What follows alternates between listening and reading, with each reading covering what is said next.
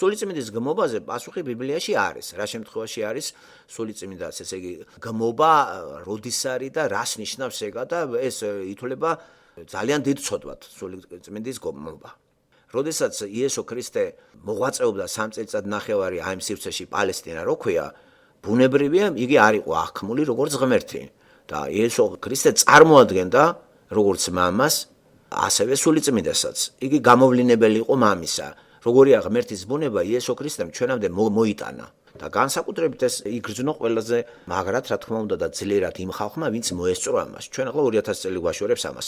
ესე იგი, ღმერთი როგორც აბსტრაქცია ისე კი არ არის, ღმერთი როგორც პიროვნება იესო ქრისტომ ყველაზე კარგად ახლოს მოიტანა ადამიანებში და ხელშესახები გახადა ის თვისებების, ყველაფერი აბსოლუტურად განხორციელების ფორმით. განხორციელდა იგი, ესე იგი ადამიანური ფორმა აიღო, მას ჰქონდა დატვირთვა გამოსყიდვის, ესე იგი ცოდვა გამოსყიდული უნდა იყოს და ამავე დროს ბუა ღმერთი რო არ არის და არ არის წარმართი ღმერთი, რა სიყვარულით დადიოდა ის. და მას ყავდა ოპოზიცია. ოპონენტები და კრიტიკოსები ყავდა სადუკეების სახით და ფარისევლების სახით. აი ესენი მის ამ ქმედებას, ქრისტეს ქმედებას, ხედავდნენ და აბრალებდნენ ბელზებულს, ესე იგი ეშმაკს. და გმობა იმ შემთხვევაში ითვლება სულიწმინდისა, როცა ადამიანი ქრისტეში არ აღიქვამს ღმერთს. და მაგ შემთხვევაში, როდესაც თქვენ ქრისტეს უარყოფთ, ეს არის სულიწმინდის გმობა და ეს არ ეპატიებაო მაცხოვარმა თქმა არავის. პატივას ეს არ ექვემდებარა. ყველა დანარჩენი ცოდვის გამოვლინებები სხვადასხვა მატერიალურ ფორმაში მიეტევება ადამიანს, მაგრამ სულიწმინდის გმობა არა. რა შემთხვევაში იგმება სულიწმინდა, როცა პირდაპირ გაგებით ქრისტეს უარყოფ. აი ეს არის სულიწმინდის გმობა. იმიტომ რომ სულიწმინდა ადასტურებს ქრისტეს როგორც მხსნელს. და ჩვენ თუ არა სულიწმინდით ვადასტურებ მე პირადად ბიბლიაში ღმერთის არსებას და სულიწმინდა მიმოწმებს და არა მე რეზო ბაქრაძე, რომელიც ცოდვილი დაცემული იყო და ქრისტეს შემოსვლის მერე სულიწმინდამ დაივანა ჩემში. როგორ აკეთებს ამას ჩვენ არ ვიცით, ეს საიდუმლებით არის მოცული, მაგრამ თუ რომ არა სულიწმინდის აქტივობა, მე მომწყინდებოდა ამაზე საუბარი. ადამიანს მიდრეკილება აქვს დავიწყებისკენ, მოწყენისკენ. ამიტომ სულიწმინდა მეტყველებს ჩვენში და ვინც გმობს ამას, პატიებას ეს არ ექვემდებარება. ეს პასუხი გაცა მაცხოვარმა ამ კითხვას. გავიმეორებ, სულიწმინდის გმობა არ ეპატიება არავის და იმ შემთხვევაში, როდესაც ქრისტეში დაგმობილია სულიწმინდა, სამების სახე არის წარმოდგენილი, აი ქრისტე დაგმო ვიღაცამ, აგინებს პირდაპირ და იყო ასეთი სტალინი, გარბაჩოვი ვიღაცები იყვნენ, პირდაპირ აი სახალხოდ გმობდნენ, აგინებდნენ. ეგ იგივე სულიწმინდის გმობა. მათ ეს აღარ ეპატიებათ.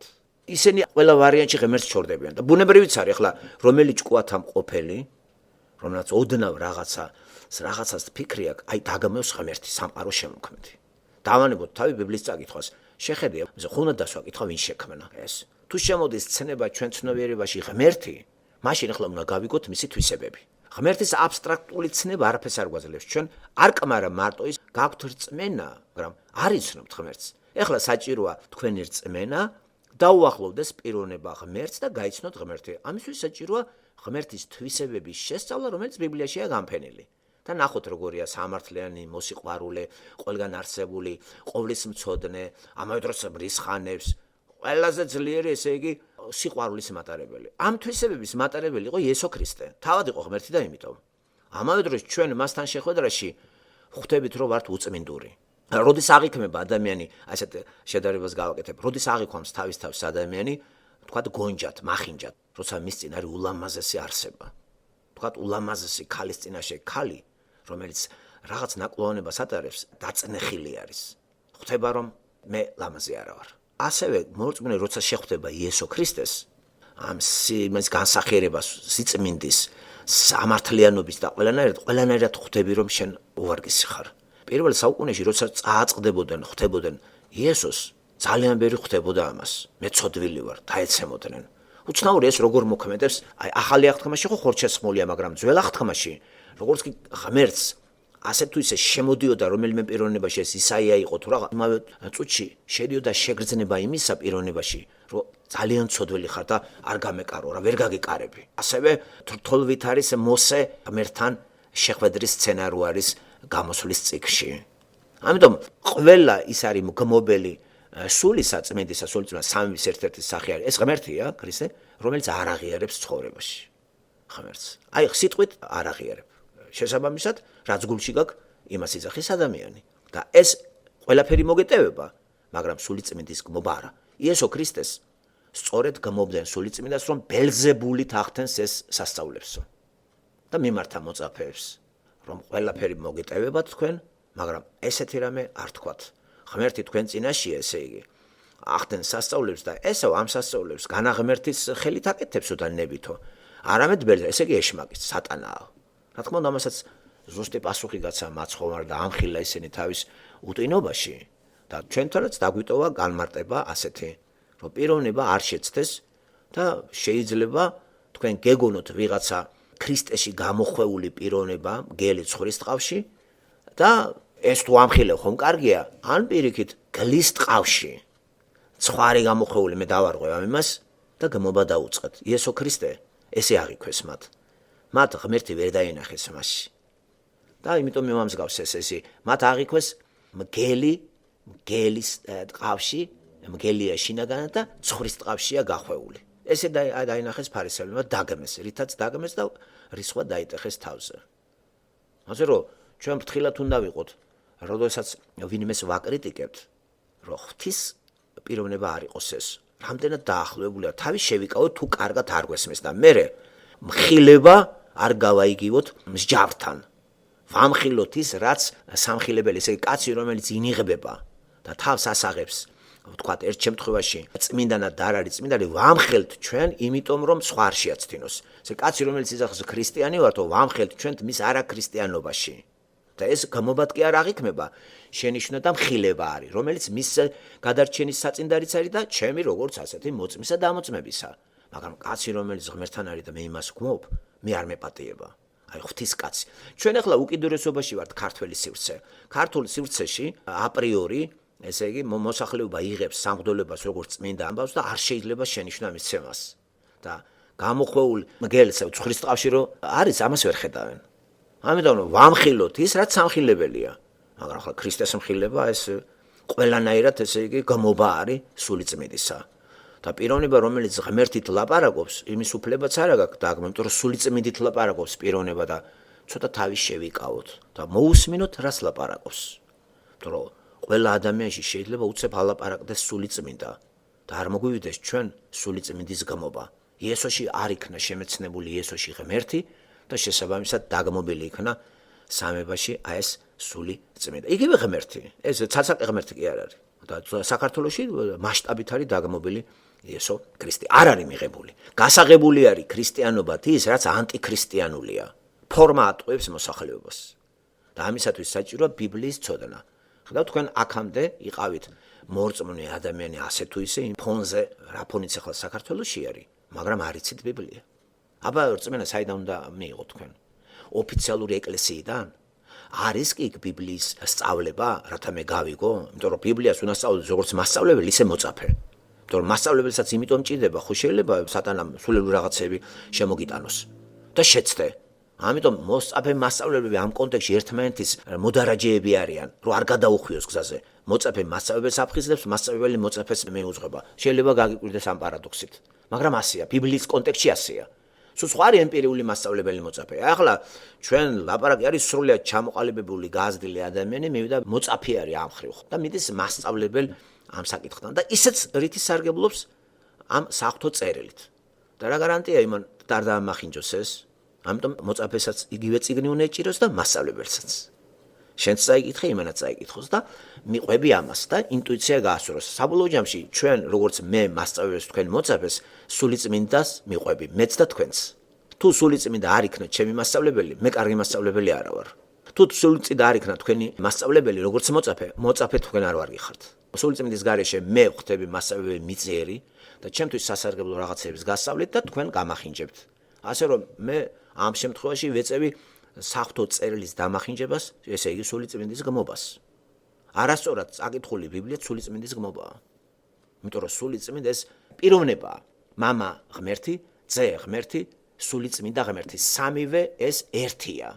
სამი სახით. სამების დოქტრინა იმდენად გაუგებარია ბევრისთვის, რომ ამან 100-თა სხვადასხვაობები გამოიწვია და ქვეყანა წიგნები დაიყარა. და ერთი რამე გვახსოვდეს.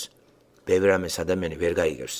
და რატო შედიხარ იქ, სადაც შენი გონება ამას არ გაძლევს. შეზღუდული გონებით შეიძლება შეუზღუდველი გავიგოთ? სამების თეოლოგია როგორ უნდა გაიგოს ადამიანმა? შედარებებით, რაღაცებით დავიყვანოთ, რწმენაში დავტოვოთ. ღმერთმა ესე თქვა. მამა, ძე, სულიწმინდა. ასე თქვა ღმერთმა იესომ. მე და მამა ერთი ვართ. ახ, როგორ არის ეს პარადოქსია? თითქოს და ეს რაღაცა წინააღმდეგობაა. მე და მამა ერთი ვართ. სად არის მამა? ცაცალკე ხართ, ერთი ხართ? ხო, მამასთან ვერავინ მივა თუ არა ჩემით. იესოს უყურებ, მე მიყურებთ, მამას უყურებთ, გვეუბნება იესო. ვრითი ხდება ეს თუ არა სულიწმიდით? ეხლა ამ ეტაპზე განხორციელებული ჩვენთან ეხლა არც ერთ ადგილზე არ არის იესო ქრისტე. მას გაქრა? აი ეხლა რა სახე მიიღო მან? სულიწმინდის ეპოქაში ვართ. ესე იგი, დარჩა ესეთი რამე, რომ თუ ცალკე ხორცშესხმული იესო ქრისტე ვერ შედიდო ადამიანში, სხეული აქვს მას, მაგრამ ერთად-ერთ სუფრაზე ვზივართ, და ესეთი ფაზაში, რომ კანდიდებული სხეულით მე ადგილი მიეცა სულიწმინდას უკვე და სულიწმინდას შემოსვლა შეუძლია ჩემში და თქვენში. ამის წმენა საჭირო. სულიწმინდის მეშვეობით მე ვამოწმებ იესოს რო ღმერთია, რომელსაც მიყვევარ მამასთან. ასე მონაწილეობს ჩემში სულიწმინდა იესო და მამა. მე ახლა რო საუბრობ და რასაც ვლაპარაკობ, ბიბლიურ ჭეშმარიტებების განცხადება არის ეს, კოპირება და გამოთქმა. იმიტომ რომ ეგ საკითხები მე ხო არ ვიცი. ავტორიტეტი გვეუბნება და ჩვენ ამას რწმენით ვიღებთ. ის პიროვნებები, ვინც ქრისტეს გარეშე გავიდნენ, რა თქმა უნდა ქრისტესთან არ იქნებიან და ვერც გაიმართლებენ თავს. დააკვირდით ყველა კაცობრიობის ისტორიის მანძილზე ღმერთი არ მოშორებია არავის. სამყაროს შეხედავ იმავე წუთში სამყაროს ქმნილება თვითონ ადასტურებს შემომქმედს. ქმნილებაში ჩვენ ვკითხულობთ შემოქმედის ხელია, ბეჭედი ყველგან მაგისია. ამას თეორიაც მოადევნა, წიგნი. ესე იგი, გამოცხადების ორი ფორმა სახეზეა, წერილობითი და აგერ აი ხილული სამყარო. ამას რომელთა წერილში პავლეც განმარტავს და შეიძლება პასუხი გაიცეს ამაზე. ის ჩვენი ახლობლები, ვინც უღმერთოდ გავიდნენ საბჭოურ სინამდვილეში, თელრიგრა და ღმერთის გარეშე, ღმერთი არ მიიღეს მათ როგორც გამომსყიდველი, რა თქმა უნდა მათთან არ მოხდებიან, ამაზე ნათელი პასუხია. რიტუალებით არავინ არ გადარჩება. ის რომ ბავშვობაში მონათული ხარ, ამიტომ კი არ გადავალთ იქა. მიიღე მთელი შეგნებით, დაიბადე. მიიღე ღმერთი როგორც გამომსყიდველი. აბა თუ არ მიიღეს, გამოდის რომ იესო ქრისტე ამაოდ გაკულა ჯვარზე. ის რო გაეკრა ჯვარზე, რისთვის გაეკრა? მისგან დამოუკიდებლად როგორ გავხდები, თქვათ მისი წიაღში დავიმკვიდრო თავი და ადგილი. ესე იგი ჯვარზე გაკვრა რა არის? ჯვარზე გაკვრა არის საყოველთაო, ყველა ადამიანი უნდა უყურებდეს ამას და გარდაცვალებამდე, სანამ გარდაცვალება უნდა შემოუშვას რწმენაში, რომ ცოდვილი ბუნება, რომელიც აშორებდა ღმერთს, იესო ქრისტემ თვითონ აიღო. აი ამის შედეგად მე ვარ მორწმუნე და რაღიღა გამწმინდა და გამმართლა ღმერთთან ადგილი დავიმკვიდრე. წინააღმდეგ შემთხვევაში არა. რას იზამთ ასე წერია? ვეკამათოთ, რას მოვიგებთ რომ? ასე რომ ყველა კომუნისტი, ყველა ათეისტი, ყველა ჰუმანისტი, რომელიც ღმერთს გმობდა, ღმერთს გამომსყიდველს, იესო ქრისტეს და არ მიიღო იესო ქრისტე როგორც თავისი ცოდვის გამომსყიდველი, რა თქმა უნდა იესოსთან არ იქნება. ამაზე ერთჯერადი პასუხია ბიბლიიდან. ის გავიმეორე მე. ჩემი არაფერი არ მეთქვია, იმიტომ რომ ჩემსაც თუ იტყვის, ახალი რაღაცა აღმოჩენებს აქვს ადგილი და ახალი განმარტება თქვენი ახალ სექტას და ვერიმისი ორგანიზატორი, ეს კი არ არის სწორი.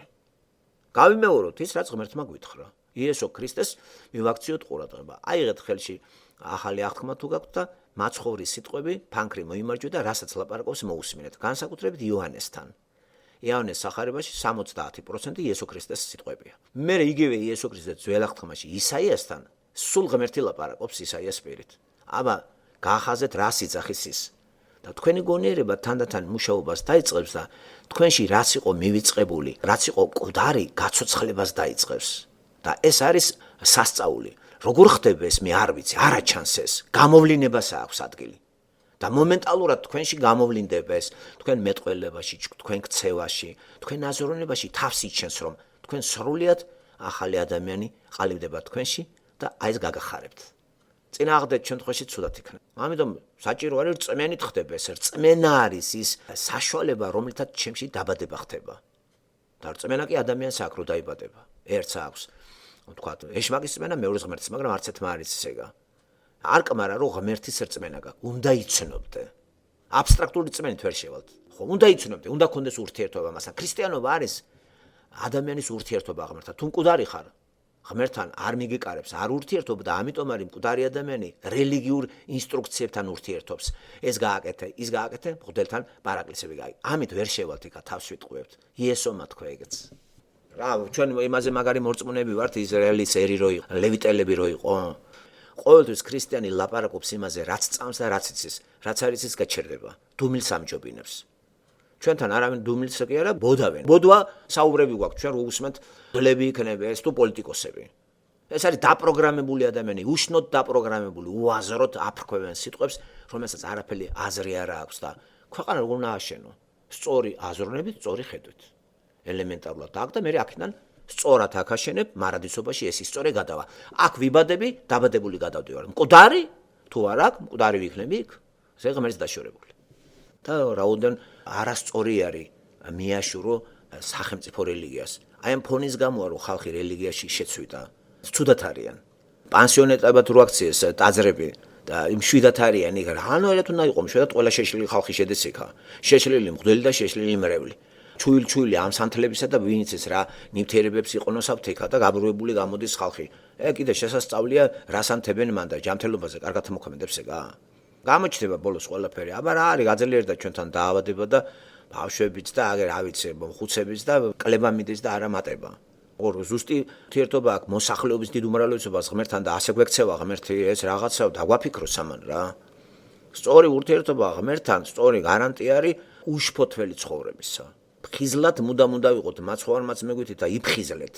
აი გონიერი სიფხიზლეზე არ წმენისეული სიფხიზლეზეა ლაპარაკი. ფიზიოლოგიურზე კი არა, ძილის დრო როცა არის დაიძენე. გონებრივი სიფხიზლე აუცილებელია, იმიტომ რომ ძალიან ძლიერი გავლენა აქვს საზოგადოებას და საზოგადოების იმფერას არეული როა ყველაფერი, თან რელიგიაც არის, მათ ყველაფერია, იქ მჭყიბაობა, ათასნაირი რაღაცეებია. ამიტომ მუდმივი სიფხიზლე და მუდმივი ესეთი სადარაჯოზე ყოფნა ეს აუცილებელია. სატანას უამრავი სენი აქვს მეთოდი, ესე კი არ არის. იცით რომ ეს არის ამ წუთისოფლის თავადი, ესე განსაზღვრა მაცხოვარმა.